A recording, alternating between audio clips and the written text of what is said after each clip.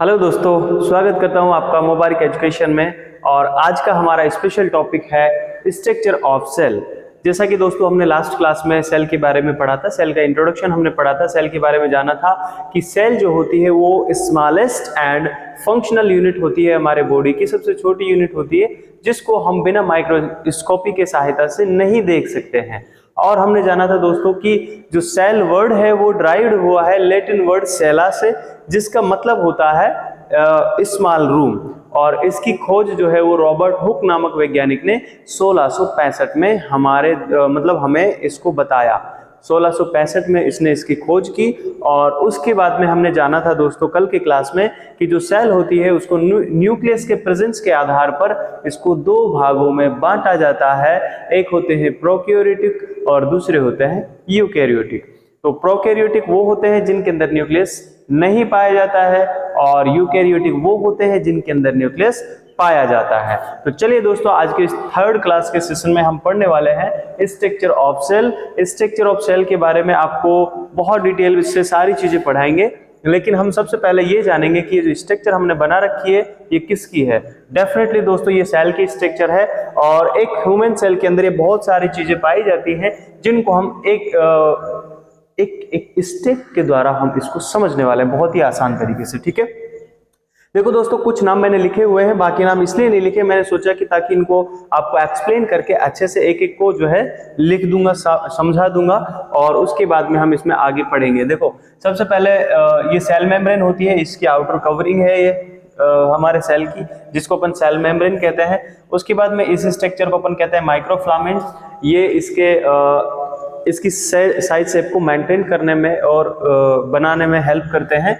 ये सारी चीजों के बारे में एक एक के बारे में अपन डिटेल में समझेंगे आने वाले क्लासेस में, बट अभी सिर्फ हम स्ट्रक्चर को समझने वाले हैं कि स्ट्रक्चर में ये सारी चीजें किस तरह से प्रेजेंट होती है, मौजूद होती हैं। उसके बाद में जो दोस्तों ये स्मूथ ईआर हमने लिखा हुआ है इधर, ये स्मूथ ईआर होती है। स्मूथ ईआर का मतलब होता है एंडोप्लाज्मिक रेटिक्यूलम। उसके बाद में है यहाँ पे ये कुछ अंडे जैसी संरचना है जिसको कहा है लाइसोसोम। उसके बाद में दोस्तों ये सबसे बड़ा वाला जो ऑर्गेनेल आपको दिखाई दे रहा है, एक छोटा एक जो ये इस सेल के अंदर सबसे जब बड़ा वाला ऑर्गेनेल है, इसको कोशिकांग भी कहते हैं, ये ही सबसे बड़ा वाला है।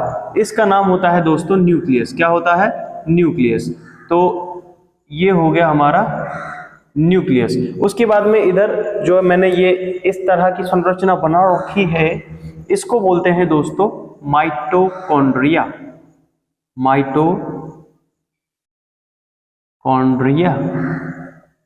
ये माइटोकॉन्ड्रिया है दोस्तों। उसके बाद में ये डॉट डॉट आपको दिखाई दे रहे होंगे, ब्लैक डॉट थोड़े छोटे छोटे, इनको बोलते हैं दोस्तों राइबोसोम।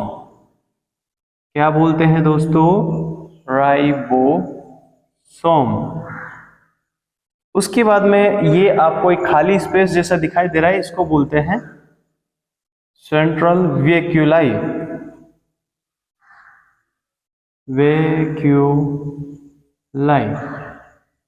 सेंट्रल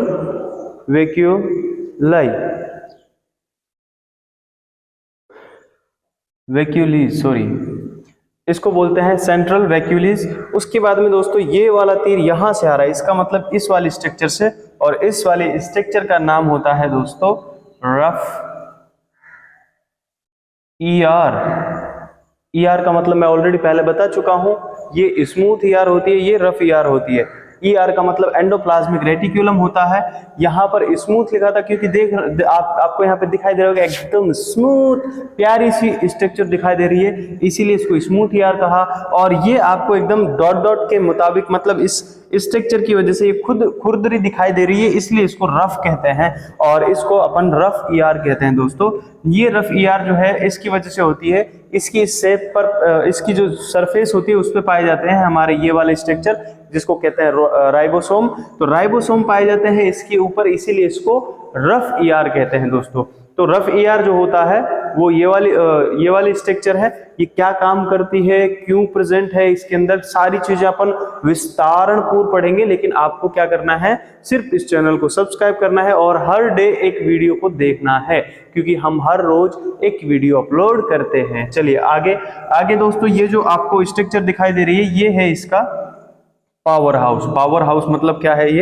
ये इसकी है सॉरी पावर हाउस है ना ये, हाँ सॉरी ये गोल्जी बॉडी है, गोल्जी बॉडी सॉरी, है ना, ये गोल्जी बॉडी है, ये है दोस्तों गोल्जी बॉडी। और उसके नीचे है दोस्तों ये वाला स्ट्रक्चर जो आपको दिखाई दे रहा है फाटक के जैसा संरचना, ये है सेंट्रोसोम। क्या होता है दोस्तों? सेंट्रोसोम। ये सेंट्रोसोम हो गया दोस्तों। उसके बाद में इधर आपको ये इस बड़े वाले अंडे के अंदर भी एक अंडा दिखाई दे रहा होगा। इस छोटे वाले अंडे को अपन बोलते हैं दोस्तों nucleus. Nucleus no no no no no, nucleus तो इस बड़े वाले अंडे को बोलेंगे, क्या बोलेंगे? न्यूक्लियोलस,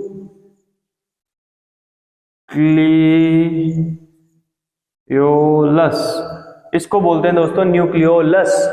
ये हो गया न्यूक्लियस, ये हो गया न्यूक्लियोलस।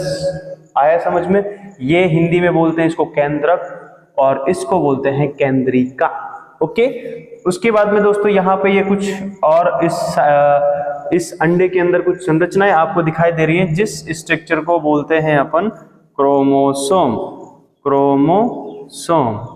तो दोस्तों जो क्रोमोसोम होते हैं ना, बस यही है जिसकी वजह से हम अपने माँ बापों की तरह दिखाई देते हैं। हमारे अंदर हमारे माँ बापों के गुण होते हैं, वो बस यही वो स्ट्रक्चर है जिसकी वजह से ये सारा कांड होता है।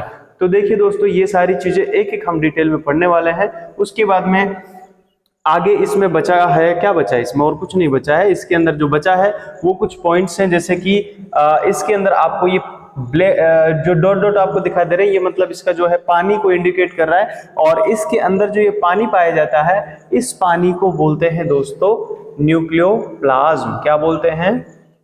न्यूक्लियोप्लाज्म।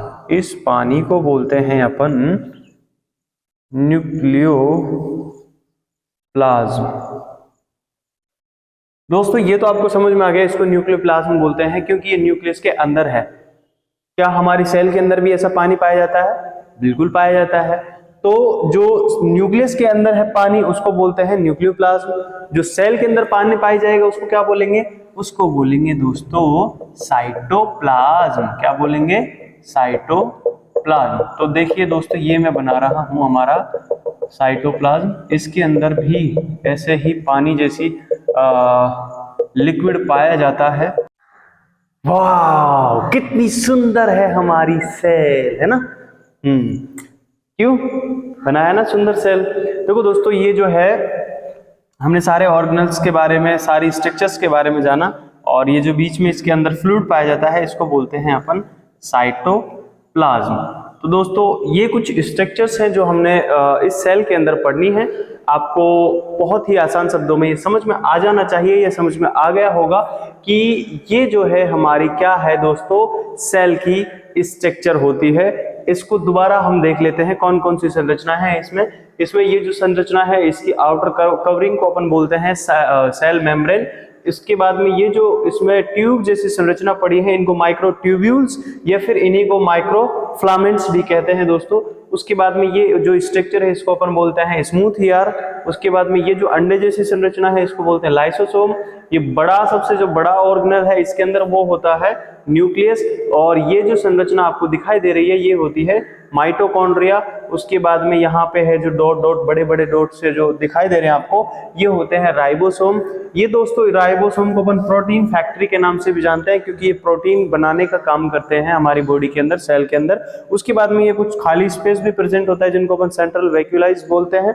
उसके बाद में ये जो पूरा इसके अंदर फ्लूइड भरा होता है सेल के अंदर उसको अपन बोलते हैं दोस्तों साइटोप्लाज्म। इस साइटोप्लाज्म के अंदर ही पाए जाते हैं सारे के सारे ऑर्गेनल। उसके बाद में है दोस्तों रफ ईआर। रफ ईआर जो ये है इसके अंदर ऐसी ही स्ट्रक्चर है ये, और इसके ऊपर कुछ स्ट्रक्चर पाए जा रहे हैं जिनको अपन बोलते हैं राइबोसोम। तो राइबोसोम जिसके ऊपर पाए जाएंगे उसको बोलेंगे रफ ईआर। रफ क्योंकि ये रफ जैसी खुरदरी संरचना बन गई है इस राइबोसोम की वजह से, और ये संरचना का नाम क्या है?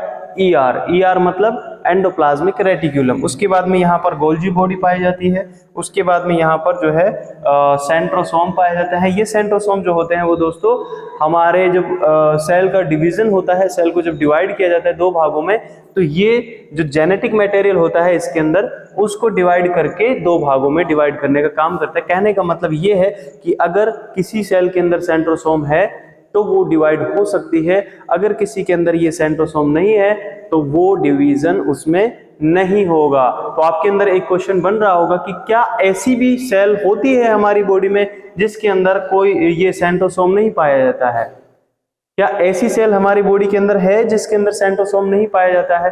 क्योंकि ये सेंट्रोसोम तो सबके अंदर पाया जाना चाहिए, क्योंकि हमारी बॉडी में सब में ग्रोथ होती है, डिवीजन होता है, तभी तो हम इतने बड़े हो जाते हैं, छोटे से होते हैं और इतने बड़े हो जाते हैं। तो क्या कोई ऐसी भी सेल है हमारी बॉडी के अंदर? तो इसका आंसर है बिल्कुल यस, क्योंकि ऐसी सेल जिसके अंदर सेंट्रोसोम नहीं है वो होते हैं न्यूरॉन।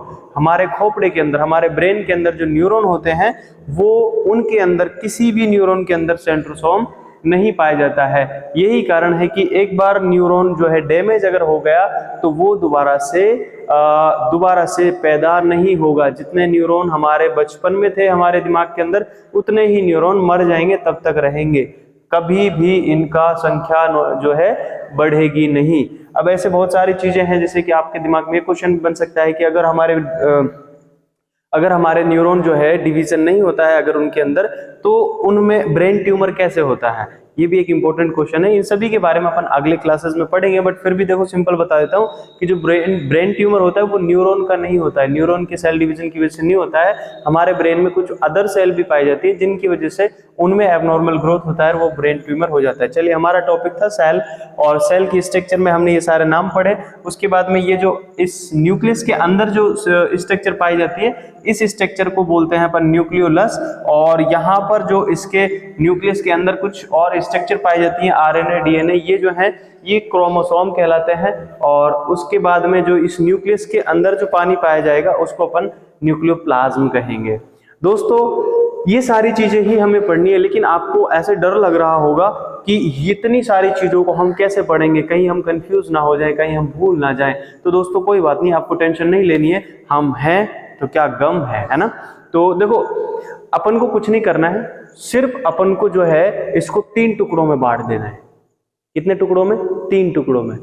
अरे इसको नहीं तोड़ना है, इसको तो वही रखना है। हमें क्या करना है, पढ़ने के लिए हमें इसको आसान बनाना है, और आसान बनाने के लिए हमें इसके 3 टुकड़े करने हैं। 3 टुकड़ों का मतलब है कि इसको पढ़ने के लिए हमें तीन चीजों को अलग अलग करना है। सबसे पहला जो दोस्तों वो है इसकी सेल मेम्ब्रेन। सेल मेम्ब्रेन पहली जो स्ट्रक्चर हमने पढ़नी है इस सेल के अंदर, सेल की स्ट्रक्चर को समझने के लिए, वो होती है सेल मेम्ब्रेन। उसके बाद में जो दूसरी स्ट्रक्चर है वो है दोस्तों साइटोप्लाज्म। कौन सी?